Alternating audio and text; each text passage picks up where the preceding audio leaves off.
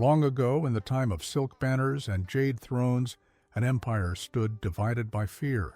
To the north, a rival kingdom gathered armies, iron and fire against paper peace. The empire was a dragon in its last breath, old, proud, and trembling. Whispers of invasion drifted from the northern plains like smoke before a storm. Villagers left their fields untended, temples filled with prayers instead of songs. The emperor, fearing weakness, summoned his most trusted commander, General Liang, the man who never lost. His armor was unmarked, his strategies legendary. Soldiers said he could win a war before it began, simply by watching the wind. "The enemy gathers beyond the river," the emperor said. "You will march at dawn, crush them before they cross." Liang bowed, yet his face was unreadable, calm as a still lake. He said softly, "Majesty, a wise man once told me, the loudest thunder often brings no rain." The emperor frowned. "You doubt my order?" "I question only the need for the storm," Liang replied. The words hung in the air like unsheathed blades. But the emperor, driven by fear and pride, turned away. "The storm will fall, Hao, and you will lead it." So the drums sounded, the banners unfurled, and the army of 10,000 marched toward not only the enemy, but toward the limits of obedience and reason. At dawn, mist rose over the great river. The northern army stood waiting, black armor glinting in the pale light. They outnumbered Liang 2-1, and their war horns echoed across the water like the cry of beasts. His generals waited for his signal. "Shall we attack before they're ready?" one asked eagerly. Liang looked across the calm water and said, "No, let them see us. Let them see our calm." A sword drawn in fear cuts only its master. He ordered the soldiers to lay down their spears but remained standing, shields at their sides, eyes forward. They did not move. They did not speak. Hours passed. The sun climbed, burned, and began to fall. The enemy grew restless, shouting insults, beating drums to provoke them. Still, Liang's men remained silent, a wall of breath and patience. By sunset, the northern commander hesitated.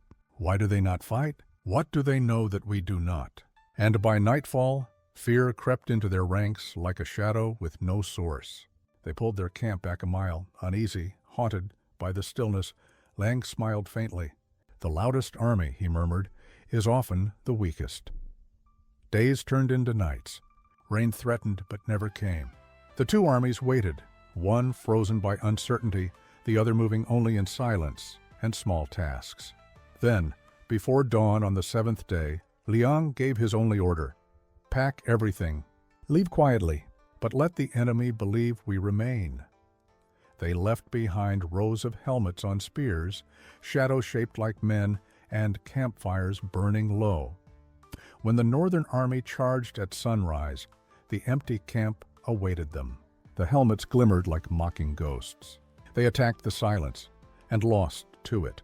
Rumors spread through their ranks. They vanished. They surround us. They were never human. Panic erupted. Soldiers trampled one another, fleeing across the river.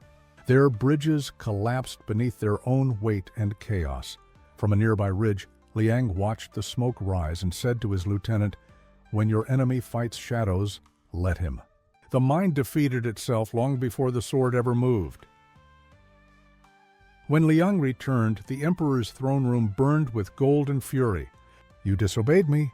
You refused to fight," he thundered. "You have humiliated my name." Ling bowed deeply. "Majesty, the enemy is gone. Their army scattered itself. No blood was shed, no sons buried. The war ended before it began. But pride is a wall thicker than stone." The emperor slammed his scepter on the marble floor.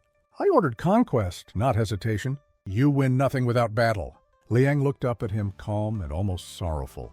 "Then, my emperor, you will never know peace, for you will always need a new war to feel victorious." The court fell silent. The emperor turned his face away, unwilling to meet the mirror placed before him. And so he stripped Liang of title, armor, and honor. The general bowed once more. "Victory has no owner, Majesty, only consequences." Then he walked out, leaving behind the empire, the glory, and the applause that never truly mattered. Years passed. Seasons turned like pages. The empire remained unchallenged.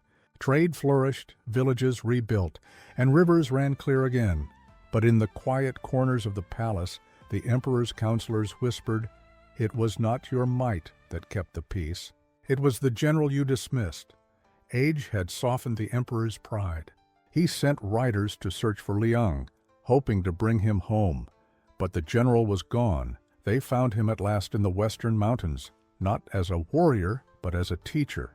He had built no fortress, only a school for children and farmers.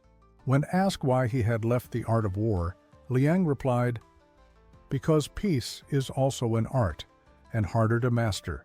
He taught his students that the greatest strategist studies not his enemy, but himself.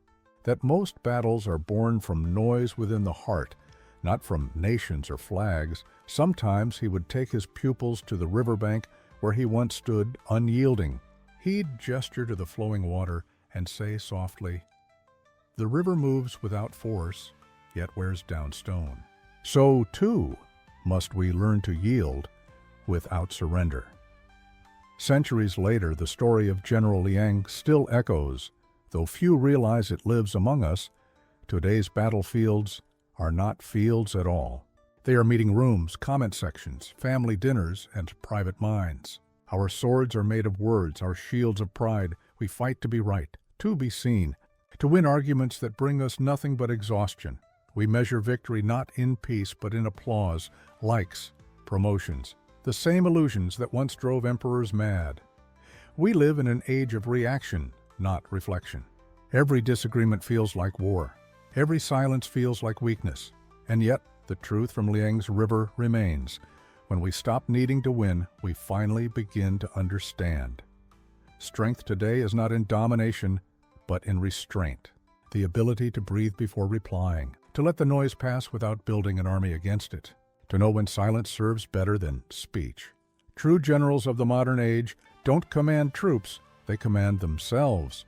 They win not by striking first, but by refusing to strike at all. So, when the next argument, the next provocation, the next inner storm arises, remember the man who stood by the river, watching both armies and egos drown in their own reflection. Soft flute plays. The image fades to mist over calm water. A single line appears on screen. The greatest victory is the one that leaves no wounds.